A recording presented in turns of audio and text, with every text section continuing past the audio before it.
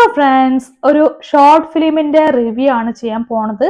കാലാള് direct ചെയ്തിട്ടുള്ളത് Nitin John ആണ്. അപ്പൊ യാദൃശ്ചികമായിട്ടാണ് ഷോർട്ട് ഫിലിം കണ്ടത്. ഞാൻ നോക്കുന്ന സമയത്ത് നമ്മുടെ ദി ക്യൂ സ്റ്റുഡിയോ എന്ന് പറയുന്ന യൂട്യൂബ് ചാനൽ, അതിനകത്ത് ഷോർട്ട് ഫിലിം കണ്ടു. അപ്പൊ ആ ചാനൽ ആദ്യമേ അറിയാം, അതിന്റെ ക്വാളിറ്റി എന്താണെന്ന് അറിയാം, കോണ്ടന്റ് ഒക്കെ അത്യാവശ്യം ക്വാളിറ്റി ഉള്ളതാന്നൊക്കെ അറിയുന്നത് കൊണ്ട് തന്നെ ഷോർട്ട് ഫിലിം കണ്ട സമയത്തും എനിക്ക് കുറച്ച് ഹോപ്പ് ഉണ്ടായിരുന്നു, അത്യാവശ്യം ക്വാളിറ്റി ഉള്ള ഷോർട്ട് ഫിലിം ആയിരിക്കുന്നു. അങ്ങനെ ഷോർട്ട് ഫിലിം കണ്ടു തുടങ്ങി. ഒരു 8-9 മിനിറ്റ് ഡ്യൂറേഷന്റെ അകത്ത് നിൽക്കുന്ന സംഭവമാണ്. പക്ഷേ ആ ഹോപ്പ് തെറ്റിയിട്ടില്ല. വിചാരിച്ച പോലെ തന്നെ അത്യാവശ്യം നല്ല ക്വാളിറ്റി ഉള്ള വർക്കാണ്.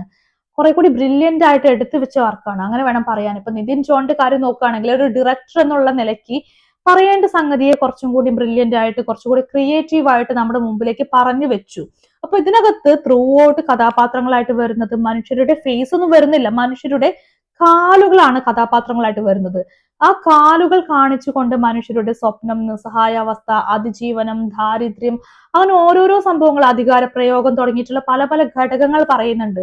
അപ്പൊ കാലുകൾ വെച്ച് മാത്രം ഇത്രയും കാര്യങ്ങൾ പറയാൻ ട്രൈ ചെയ്യുന്നു, അതുപോലെയുള്ള ഒരു രീതിക്ക് ചിന്തിക്കുന്നു എന്നൊക്കെ പറയുമ്പോൾ കുറച്ചും കൂടി ക്രിയേറ്റീവ് ആയിട്ടുള്ള കാര്യമാണ്. അപ്പൊ ആ ഒരു ശ്രമം എനിക്ക് ഇഷ്ടമായിട്ടുണ്ട്. ഇതിന്റെ ഏറ്റവും അവസാനത്തിലാണ് കഥാപാത്രങ്ങളുടെ ഫേസ് പോലും കാണിക്കുന്നത്. പക്ഷെ അപ്പോഴും അതിനകത്ത് ഡയലോഗ്സ് എന്ന് പറഞ്ഞ സംഗതി ഒന്നും എവിടെയും വരുന്നില്ല. മാത്രമല്ല, ഒരു 10-20 വർഷം പുറകിലേക്ക് പോവുകയാണെങ്കിൽ എനിക്ക് തോന്നുന്നു ആ ഒരു കാലത്തൊക്കെ ആയിരിക്കും ഷോർട്ട് ഫിലിംസിലൊക്കെ ഇതേപോലെ കുറച്ച് ക്രിയേറ്റീവ് ആയിട്ടുള്ള, യൂണീക്ക് ആയിട്ടുള്ള സംഭവങ്ങളൊക്കെ വന്നിട്ടുള്ളത്.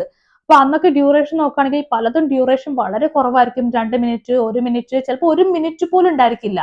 എന്നാലും ആ പറയേണ്ട സമയത്തിന്റെ ഉള്ളിൽ പറയേണ്ട കാര്യങ്ങളൊക്കെ വളരെ മനോഹരമായിട്ട് പറഞ്ഞു വെച്ച ഒരുപാട് ഷോർട്ട് ഫിലിംസ് നമുക്കറിയാം. അപ്പൊ ഇന്ന് ഇറങ്ങുന്ന എത്രയോ ഷോർട്ട് ഫിലിംസ് ഒക്കെ വെച്ച് നോക്കുമ്പോൾ അന്ന് വളരെ ചെറിയ സമയം കൊണ്ട് വളരെ ബ്രില്യന്റ് ആയിട്ട് അവർ ഇതുപോലെ പറഞ്ഞു വെച്ച ചില സംഭവങ്ങളുണ്ട്. അതൊക്കെയാണ് എത്രയോ മികച്ച വർക്കുകളായിട്ട് ഇപ്പോഴും എന്റെ മനസ്സിനകത്ത് നിൽക്കുന്നത്.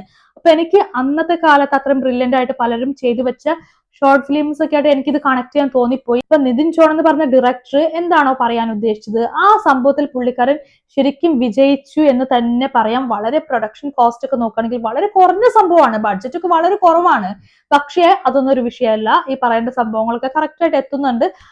അപ്പൊ എന്തായാലും ഷോർട്ട് ഫിലിമിന് ഒരുപാട് അംഗീകാരങ്ങൾ കിട്ടിക്കാണുന്നു, ഒന്നിലും തെറ്റി പറയാൻ പറ്റില്ല. കാരണം ഒരുപാട് അംഗീകാരങ്ങൾ കിട്ടാനുള്ള സംഭവങ്ങളൊക്കെ ഇതിനകത്ത് കിടപ്പുണ്ട്. GOP ആയിട്ട് വർക്ക് ചെയ്തിട്ടുള്ളത് ശ്രീജിത്ത് മധുസൂദനൻ എന്നാണ് പേര്.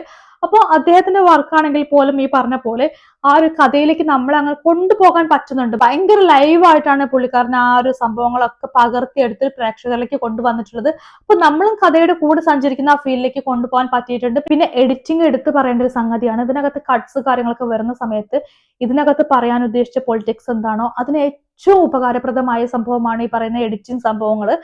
വളരെ ഫാസ്റ്റ് ആയിട്ട് കാണിക്കേണ്ട പല സംഭവങ്ങളും വരുന്നുണ്ട്, അവിടെയൊക്കെ കൃത്യമായിട്ട് കാര്യങ്ങൾ ചെയ്തു വെച്ചിട്ടുണ്ട്. അപ്പൊ അവർ ഉദ്ദേശിച്ച സംഭവം എന്താണോ ആ ഒരു ഇമ്പാക്ട് ഓഡിയൻസിലേക്കും എത്തിക്കാൻ ഇതിന്റെ എഡിറ്റിംഗ് കൂടി ഒരുപാട് സഹായകരമാകുന്നുണ്ട്. ഇതിനകത്താണെങ്കിൽ ഏറ്റവും അവസാനമാണ് കഥാപാത്രങ്ങളുടെ ഫേസ് കാണിക്കുന്നത്. അപ്പൊ അഭിനയിച്ച ആർട്ടിസ്റ്റ് ആരോന്നൊന്നും അറിയില്ല, പക്ഷെ അതിനകത്ത് മുതിർന്ന വ്യക്തിയായിട്ട് അഭിനയിച്ച അദ്ദേഹത്തിന്റെ ഫേസ് ഒന്നും നമ്മുടെ മനസ്സിന്ന് പോവില്ല. അതുപോലെ തന്നെ കുട്ടിയായിട്ട് അഭിനയിച്ച ആ കുട്ടിയുടെ പേരൊന്നും അറിയില്ല, പക്ഷെ അവരൊക്കെ നല്ല പോലെ ചെയ്തിട്ടുണ്ട്.